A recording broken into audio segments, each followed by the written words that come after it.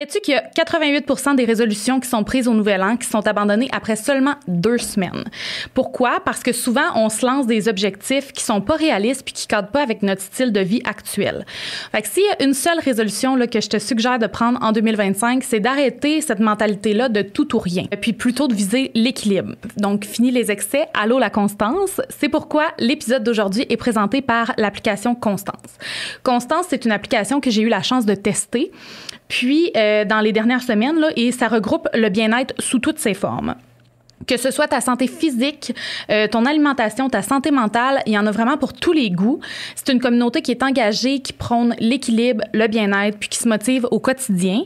Après 2 mois d'essai, là, je trouve que c'est une application qui est vraiment conviviale. Il y a beaucoup d'options pour chacun de tes besoins. Quand je sortais prendre une marche, je pouvais écouter un podcast. Sinon, si j'avais envie de me détendre, je pouvais faire une méditation. J'ai aussi écouté plusieurs des conseils financiers. J'ai fait des entraînements. C'est vraiment complet. J'ai vu les bienfaits, puis ce que j'aime surtout, c'est le fait que peu importe où tu es, tu peux utiliser l'application. Tu n'as pas besoin d'un abonnement à un gym, par exemple, ou sur plusieurs autres plateformes. Tant que tu as ton téléphone avec toi, tu peux utiliser l'application Constance. Donc, si tu as envie d'essayer l'application, je t'offre un code de promo exclusif, Inspire-toi 15 pour 15% de rabais sur ton abonnement. Le lien va être dans la description. Merci, Constance. La saison 4, c'est une saison qui est chargée en nouveautés. Donc, en collaboration avec la compagnie La Clos Locaux, on a conçu une collection Inspire-toi.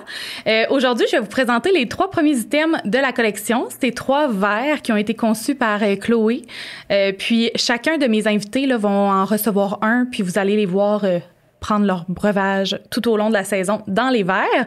Donc, premièrement, vous avez celui-là ici, qui est le verre que j'appelle musicien, dans le fond, pour les passionnés de musique ou les musiciens. Il y a plein d'instruments dessus. Il est vraiment mignon.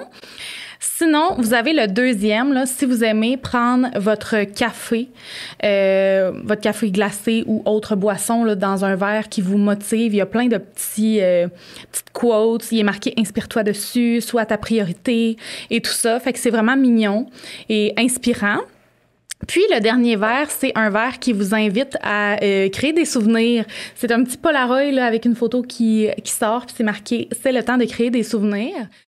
Donc, si vous avez envie là, de vous procurer un des items de la collection, il va être disponible sur le site de La Clos Locaux. Je vais mettre le lien dans la description. Puis, au courant de la saison, là, il y a d'autres items qui vont être ajoutés que je vais vous présenter plus tard. Donc, merci Chloé de La Clos Locaux pour son travail. Elle a travaillé vraiment fort, puis pour la belle collaboration. Chaque saison, j'essaie d'apporter des améliorations au podcast. La saison dernière, c'est les visuels d'Inspire-toi qui ont été changés. Puis cette saison-ci, je lance enfin le Patreon d'Inspire-toi. Je voulais attendre d'avoir le bon moment pour le lancer, mais aussi qui fit avec l'image d'Inspire-toi. Puis c'est le moment avec les nouveaux visuels et tout ça. Donc, si vous voulez voir des épisodes en avance puis avoir accès à du contenu exclusif, vous pouvez vous rendre sur Patreon.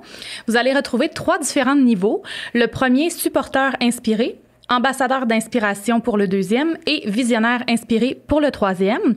Donc, si vous voulez connaître là, les détails de chaque niveau, vous pouvez vous rendre sur Instagram dans le highlight Patreon ou vous rendre directement là, sur le lien qui est dans la description. Donc, on se retrouve sur Patreon.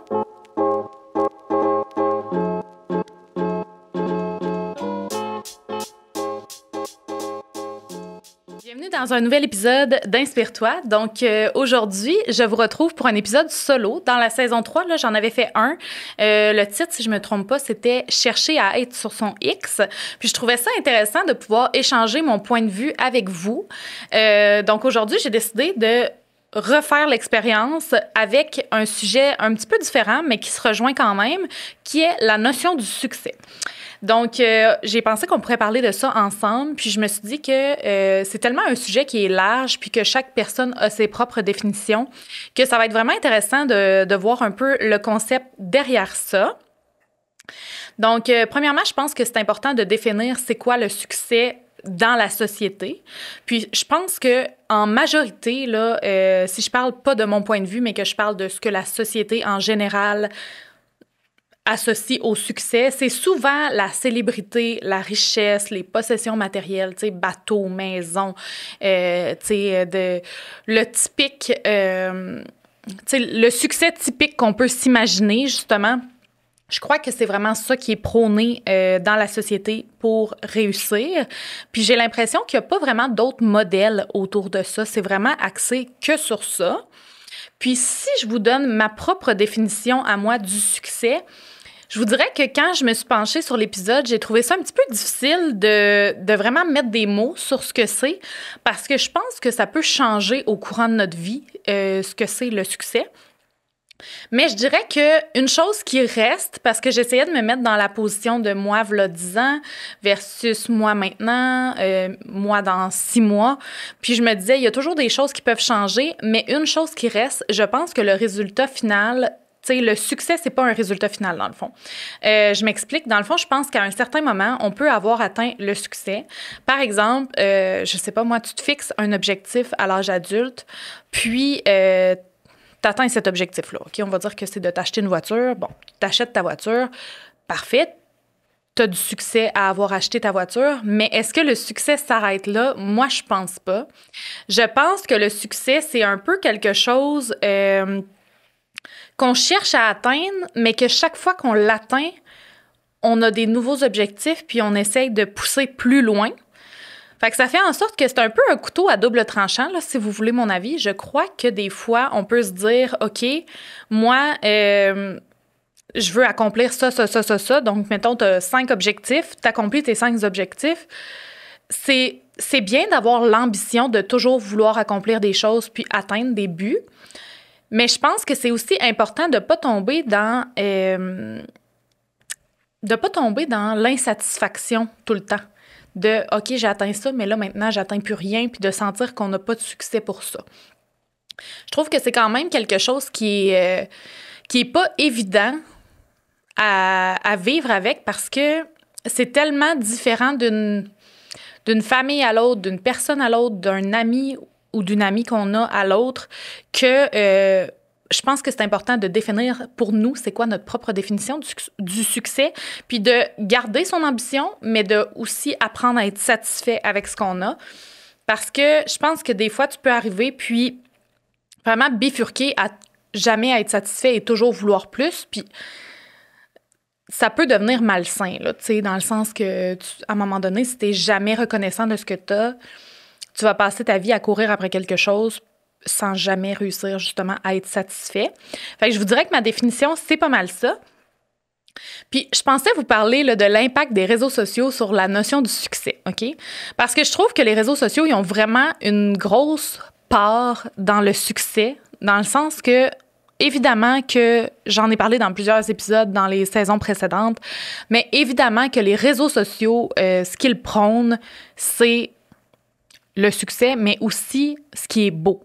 C'est très, très rare que tu vas voir des créateurs de contenu ou des gens en général poster quand ça va moins bien ou, tu sais, je veux dire, ils vont pas poster leur chicane de couple sur Instagram, là. Puis c'est correct aussi de choisir de poster ce qui est beau parce que, évidemment, que la majorité des gens qui regardent le contenu sur les réseaux sociaux, c'est pour s'inspirer. Par contre, ça aussi, ça peut devenir un couteau à double tranchant. Tu sais, des fois, tu vas tomber dans un espèce de rabbit hole de je me compare toujours, puis justement, je reviens à l'insatisfaction, mais t'es pas satisfait, tu te mets beaucoup une pression en fonction de ce que tu vois que les autres réalisent, alors que tu vois seulement une infime partie de leur vie. Puis il y a beaucoup de créateurs, justement, de contenu qui vont le dire, ça. Tu sais, oui, je vous montre ma vie, puis je montre ce qui est beau, mais il y a aussi des moins beaux moments. Puis il y en a qui voudraient les voir, ces moins beaux moments-là, mais moi, je trouve ça correct aussi qu'ils décident de les garder privés parce qu'ils ne sont pas obligés de montrer toute leur vie. Mais je crois que des fois, notre cerveau nous joue des tours en nous faisant croire que c'est la réalité puis que tout ce qu'on voit, c'est exactement comme ça, copier-coller dans la vie de la personne qui partage son contenu. Fait que je crois que les réseaux sociaux, ils ont un gros impact là-dessus. Puis, je dirais que je suis vraiment partagée niveau réseaux sociaux. Je pense que ça a vraiment du bon au niveau justement de ce que ça peut t'apporter comme opportunité, de ce que ça peut, tu sais, ça peut véhiculer ton message que tu as envie de passer. Ça peut justement te motiver si tu suis des comptes qui te motivent et non des comptes qui te découragent. Je pense que ça a vraiment des beaux côtés positifs. Mais je pense qu'il y a un côté sombre aussi des réseaux sociaux que tout le monde sait mais ne parle pas beaucoup. Et c'est le fait justement de se comparer, mais aussi l'espèce d'envie qu'on a envers les autres. Puis, je trouve que des fois, si c'est du contenu qui t'apporte pas quelque chose de bon ou qui véhicule pas un message qui te parle, ça peut devenir nocif dans notre interprétation du succès. Je pense aussi que ce qui arrive avec les réseaux sociaux, c'est que tout le monde peut avoir une plateforme. Par exemple, avant que les réseaux sociaux existent, les gens qui parlaient publiquement, c'était souvent des gens qui étaient à la télé, dans les journaux, peu importe. Mais ces gens-là, s'ils disaient quelque chose qui n'a pas de bon sens, c'était soit pas publié ou ça faisait un gros scandale. T'sais. Tandis qu'aujourd'hui, n'importe qui peut dire n'importe quoi. Puis c'est ça aussi qui est un peu important, c'est de voir est-ce que ce genre de contenu-là fit avec ma façon de penser, mes valeurs et tout ça. Fait que bref, je pense que ça a beaucoup de bon, mais ça a aussi du mauvais. Puis c'est important de faire la part des choses entre les deux. Je crois aussi que le succès, il y a une grosse pression sociale autour de ça, puis une pression de l'entourage, soit la famille, les amis.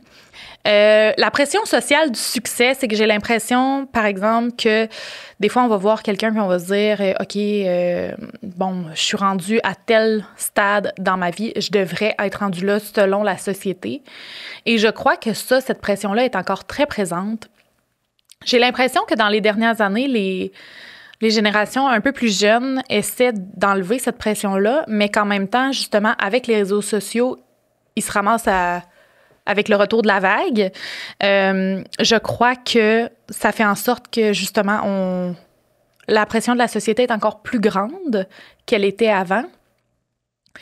Et, tu sais, des fois, on va avoir, nous, une idée de la façon qu'on veut vivre notre vie, mais il y a tellement un chemin qui est tracé par la société que des fois, c'est comme si on se sent obligé de cadrer dans ce chemin-là. Malgré le fait, on peut être quelqu'un, des fois, qui déroge ou qui a tout le temps été à prendre un chemin différent, mais c'est comme si à un moment donné, la vie elle te met une certaine pression à revenir dans le rang, tu sais. Puis ça, je trouve ça un peu difficile, pour être honnête avec vous, parce que des fois, c'est comme si tu te dis, ben moi, c'est pas ça nécessairement que j'ai envie de faire, mais on dirait que je sens comme une obligation de le faire. Puis des fois, ça devient que tu te dis, j'aurais peut-être envie de ça, mais je veux quand même pas tomber dans trop le cadre de la société. Fait qu'il y a des choses que tu peux prendre, puis il y a des choses que tu peux laisser. Fait que ça a une grosse pression, mais l'entourage a aussi une grosse pression. Je pense que ça, on sous-estime beaucoup l'effet que notre entourage a sur nous. On s'en rend pas compte, mais les gens, si tu t'entoures de des gens qui essaient de t'encourager et de toujours t'élever, là, c'est sûr que ça va faire une différence versus des gens qui te tirent vers le bas. Puis là, par là, ce que j'entends, c'est des gens, par exemple, qui vont toujours dénigrer tes projets, qui vont toujours remettre en doute ce à quoi tu penses, la façon que toi, tu as envie de mener ta vie. C'est vraiment plus ça que, tu sais, ça arrive à tout le monde de moins bien filer, là, mais ce que je veux dire, c'est vraiment des gens qui essayent un peu de te mettre des bâtons dans les roues parce qu'eux ne feraient pas nécessairement ces projets-là. Puis, j'avais reçu Judith Lompré sur la saison 2, si je ne me trompe pas. Oui, dans la saison 2. Puis, elle a parlé de ça, justement. Elle disait comme quoi les gens, quand ils essayent de te décourager ou tout ça, ils parlent de leur peur, ils parlent de eux, leur vécu, qu'eux ne feraient pas ça. Et je pense que c'est quelque chose qui est effectivement le cas, mais c'est difficile de dealer avec ça puis de pas laisser cette place-là nous envahir, là, tu sais, nous faire en sorte qu'on est comme, OK, ben là, je sais pas trop comment réagir à ça. Puis ça reste aussi que quand c'est des gens qui sont proches de nous, c'est un peu difficile, tu sais, comme de séparer les émotions puis la raison, là, tu sais. Donc, c'est ça. Je pense que c'est important aussi de se faire sa propre notion du succès, mais de pas nécessairement partager tout ce qu'on a envie de réaliser aux autres. Puis tu sais, la phrase là, de laisser le succès parler pour soi ou nos actions parler pour nous-mêmes, je pense que c'est quelque chose que je mets de plus en plus en application. Je me rends compte que je parle de moins en moins de mes objectifs, je parle de moins en moins de mes buts, pour pas me faire péter ma bulle, pour pas me faire dire que ça marchera pas, que ça n'a pas d'allure, que ci, que ça, parce que je me dis, ben dans le fond, le pire qui peut arriver, c'est que ça marche pas. Puis si ça marche pas, ben au moins, je vais avoir essayé, tu sais. Versus si j'essaye pas, puis que je me demande toute ma vie, j'aurais-tu dû faire ça finalement, tu sais. Fait que je pense que quand on lance quelque chose, quand on a un projet, que ce soit de partir une compagnie, que ce soit de retourner à l'école, moi, je suis beaucoup dans la mentalité de dis-le une fois que c'est fait. Tu sais, tu retournes à l'école, ben annonce-le une fois que tu es inscrit à l'école, tu sais, puis que tu as été accepté. Je pense que c'est ça qui est le mieux pour, justement, pas se faire enlever notre petite bulle, puis de se sentir, nous, accomplis. Comme j'ai parlé tantôt, il y a une notion d'ambition et d'insatisfaction par rapport à la quête du succès, si je peux dire. Puis je trouve que c'est important de trouver l'équilibre entre les deux, comme je mentionnais tantôt. Moi, je trouve ça super d'avoir de l'ambition. Je suis une personne qui en a beaucoup. Je sais que même parfois, il y a des gens qui trouvent que j'en ai trop. Mais ça, encore une fois, je trouve que c'est relatif. Tu sais, tu peux avoir des ambitions, puis il y en a qui ont des ambitions qui vont être plus petites que les miennes, mais ça veut pas dire qu'ils n'ont pas d'ambition. Ça veut juste dire que leurs projets sont différents des miens. Puis je trouve ça tellement important de ne pas dénigrer quelqu'un qui a des plus petites ambitions que toi, parce que ça veut dire que elle, pour elle, c'est ça qui lui convient, c'est ça qu'elle aspire à faire, c'est tout. Toi, c'est autre chose, c'est correct. Fait que je trouve ça important de ne pas dénigrer ceux qui en ont des plus petites, mais je trouve ça aussi important de ne pas dénigrer ceux qui en ont des plus grosses. Parce que, évidemment, que quelqu'un qui a des très grosses ambitions, souvent, on va se faire dire que ça n'a pas de bon sens, qu'on rêve en couleur, que nos objectifs sont irréalistes. Mais ça te donne quoi de dire ça à quelqu'un, tu sais? Fait que ça, je trouve ça important, c'est ça. D'être ambitieux, moi, je trouve ça ultra important parce que c'est ça. Je trouve que ça a un... Si t'as pas d'ambition dans la vie, on dirait que je trouve ça triste. Je me dis, mais tu vis pourquoi? Tu sais, c'est quoi que tu vas réaliser? C'est quoi que tu cherches à atteindre? Tu sais, si quelqu'un qui a zéro objectif, moi, je pense que c'est important de se questionner puis de se demander, c'est pas obligé d'être quelque chose de gros, mais je pense que tu dois avoir un minimum de trucs que tu as envie d'accomplir. Tu sais, ne serait-ce que de dire que tu veux lire 5 livres dans ton année. Si c'est ça ton objectif, c'est parfait. Mais au moins, tu as un petit quelque chose que tu as envie de partager avec les autres que tu as atteint et que tu as réalisé. Par contre, le côté opposé qui est l'insatisfaction, oui, si tu es ambitieux, souvent tu vas être insatisfait parce que tu ne seras pas nécessairement rendu où tu as envie d'être. Et je pense que la façon de ne pas être dans l'insatisfaction et de continuer à être ambitieux, c'est d'apprécier le chemin vers ton objectif. Puis ça, c'est tellement dur à faire. Puis honnêtement, moi, en ce moment, je dirais que je suis pas tellement capable de le faire encore. Mais tu sais, d'apprécier le parcours jusqu'à l'objectif. Puis une fois l'objectif atteint, je pense que ce qui fait en sorte que tu es le plus reconnaissant possible, c'est justement de prendre un temps d'apprécier ce que tu as eu. Tu sais, de comme t'asseoir, mettons, puis de dire « Hey, je l'ai. J'ai travaillé si fort pour atteindre cet objectif-là et je l'ai enfin. » Ça, c'en est un truc que je trouve qui fait en sorte qu'on apprécie un peu plus, qu'on est plus satisfait de soi. L'autre chose, c'est que je trouve que, tu sais, il y a beaucoup... Là, je vous filme ça, puis on est en début d'année, là, tu sais. Fait qu'on dirait que c'est le moment des résolutions, là, tu sais. Donc, je pense que la majorité des gens, en début d'année, vont faire une rétrospection sur l'année précédente, voir ce qu'ils ont accompli, ce qu'ils n'ont pas accompli. Et je crois que souvent, on va focusser sur tout ce qu'on n'a pas accompli. Mais pour focusser sur ce que tu as accompli, des fois, ça peut être difficile parce que même si c'est un petit truc, tu sais, c'est comme si tu l'as oublié rendu à la fin de l'année. Si tu l'as accompli en janvier, rendu en décembre, tu t'en souviens plus. Moi, je trouve ça important de noter tes accomplissements. Que ce soit dans un livre, un cahier, whatever. Faites comme ça vous tente. Mais en notant tes accomplissements, tu arrives à la fin de l'année puis tu regardes, OK, j'ai tout réussi ça cette année. Puis juste ça, je pense que ça nous aide à être fiers de nous. Ça nous aide à atteindre justement d'autres objectifs, de voir, OK, parfait, j'ai atteint ça, c'est quoi mes prochains objectifs, tu sais? Fait que je trouve que ça aussi, c'est important dans l'équilibre là, entre l'ambition et l'insatisfaction. Il y a aussi les sacrifices. On parle rarement des sacrifices derrière le succès parce que justement, on voit le succès des gens. Donc, les gens sont rendus où est-ce que nous, on voudrait être, par exemple, mais on voit pas tout ce que les gens ont sacrifié derrière. Puis là, je vais prendre l'exemple de l'achat d'une maison parce que pour moi, c'est l'exemple qui est le plus facile. Mais par exemple, quelqu'un qui achète une maison, puis là, tu te dis, oh my God, il est chanceux, il a sa maison. Tu sais, moi, j'ai même pas... je suis vraiment loin de cet objectif-là. Comment il a fait, tout ça. Mais tu sais, toi, tu vois le résultat final de il a sa maison, il est installé dans sa maison, il a eu ce qu'il voulait, voici. Mais tu vois pas tout le en arrière. Peut-être que la personne s'est privée de des sorties avec des amis pour mettre des sous de côté. Peut-être que la personne a travaillé du temps supplémentaire à sa job pour pouvoir ramasser son argent. Peut-être que la personne elle a aussi eu une deuxième, voire troisième job pour pouvoir atteindre cet objectif-là.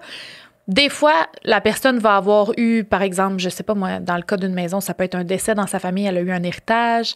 Ça n'enlève pas le fait que cette personne-là a eu du succès, mais elle a eu, mettons, quelqu'un pour l'aider. Tu sais, des fois, ça peut être un parent qui aide et tout ça.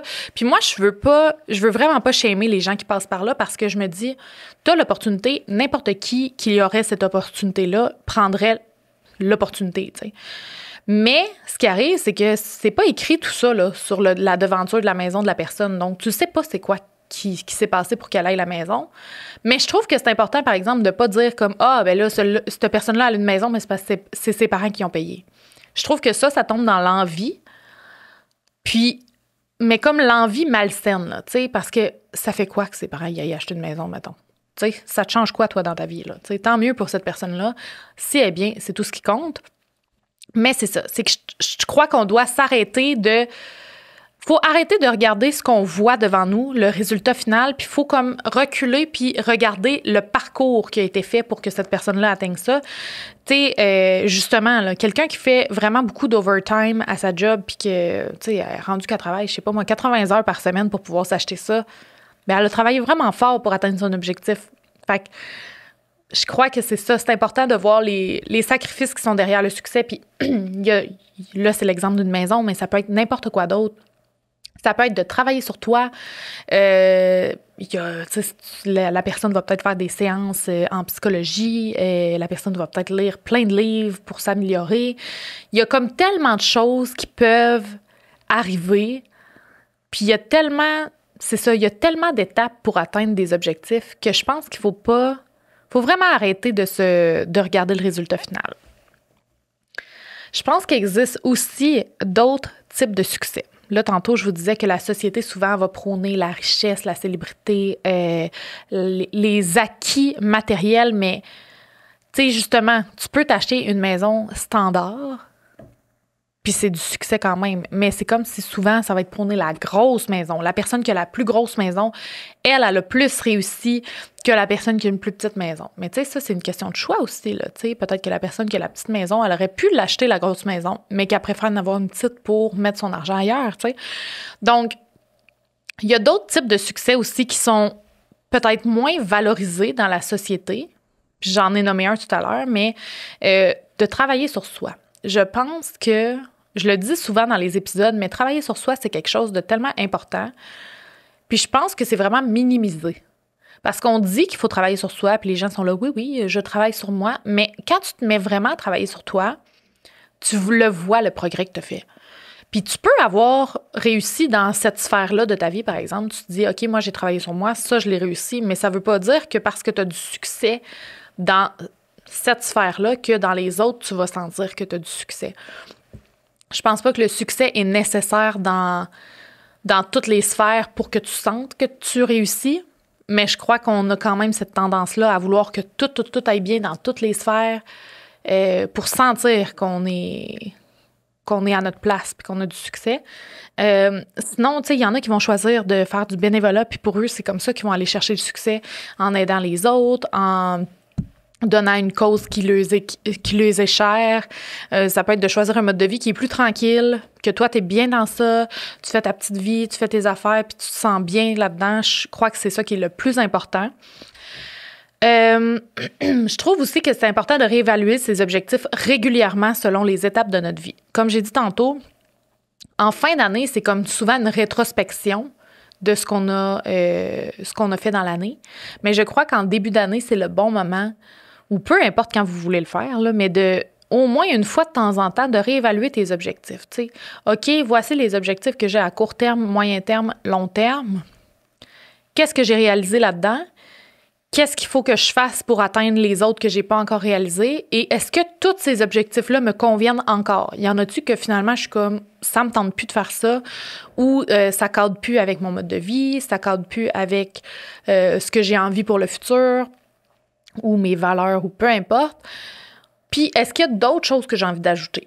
Puis ça, c'est le genre de truc que souvent, justement, comme je disais, on va faire en début d'année, mais que des fois, on dirait qu'on va faire ça en début d'année, puis après ça, on passe l'année, mais sans revenir vers ces objectifs-là. Puis un bon truc pour y revenir, je trouve que c'est, encore une fois, de les écrire. Que ce soit dans ton cell, t'écris tes objectifs de l'année, ou ça peut être, je sais pas moi, tu te mets une feuille chez toi, ou c'est dans ton fond d'écran d'ordi, ou peu importe. Mais en les ayant visuellement, à chaque jour, tu as comme un petit rappel de c'est quoi tes objectifs, puis qu'est-ce que tu dois faire pour les atteindre. Puis c'est comme ça, je pense que tu vas sentir plus le succès qui vient à toi que si, justement, t'es fait comme t'es mis sur papier, mais après ça, c'est serré dans un tiroir, puis tu les regardes plus de l'année.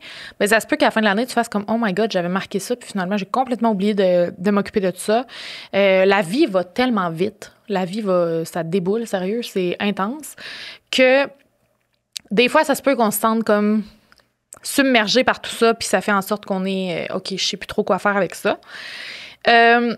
Une autre chose aussi, c'est qu'il y a plusieurs étapes dans nos vies. Des fois, peut-être qu'à 20 ans, tu avais un objectif, puis à 30 ans, tu n'auras pas le même objectif, puis qu'à 40 ans, ça ne sera plus non plus le même. Il y en a qui peuvent rester toute ta vie, mais je pense que c'est correct aussi d'en laisser aller s'il y a des choses qui te conviennent plus. Je crois aussi que c'est important de célébrer les petites victoires pour justement être capable d'apprécier le succès qu'on a. Des fois, on va se dire « Ah, OK, on est sévère envers nous-mêmes, on est tout le temps plus sévère envers nous-mêmes qu'envers les autres. » Mais je crois qu'il faut essayer de se parler un peu comme si on parlait à une amie. T'sais. Si tu regardes ton amie puis tu lui dis « OK, toi, c'est quoi que tu as accompli dans l'année? » Puis là, ton amie, elle t'étale tout ce qu'elle a accompli dans l'année.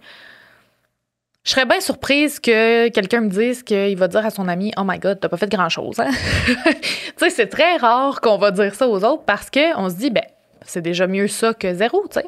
Puis si c'est zéro parce que c'est une année que la personne avait besoin de se reposer, ça sera ça. Tu sais. Mais je crois qu'il faut avoir cette bienveillance-là envers nous-mêmes.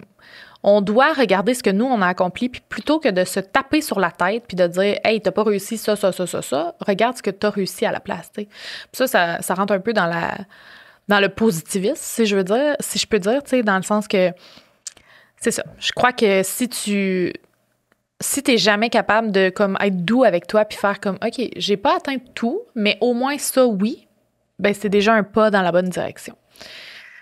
Fait qu'on arrive déjà à la fin de l'épisode.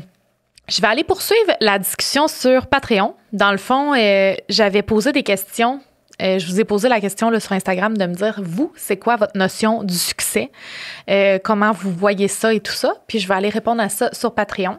Donc, si vous avez envie de venir poursuivre la discussion avec moi, je vous invite à me rejoindre. Là, le lien est dans la description. Sinon, je vous remercie d'avoir été là. Je suis curieuse de savoir, vous, ça a été quoi vos succès dans la dernière année? Puis pour l'année à venir, c'est quoi vos objectifs? Vous pouvez me les laisser en commentaire. Donc, on va se voir dans un prochain épisode. Bye tout le monde!